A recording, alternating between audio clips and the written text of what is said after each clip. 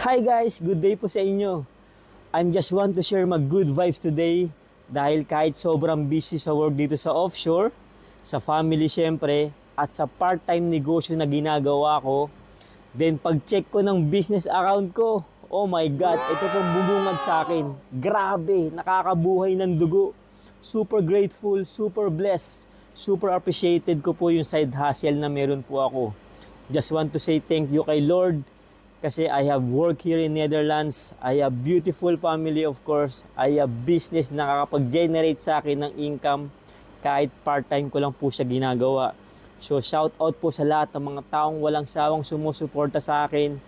I really appreciate you guys. Spread the good vibes and always be thankful kung anong meron ka. At syempre, laban lang laban. Never give up. Okay? Thank you.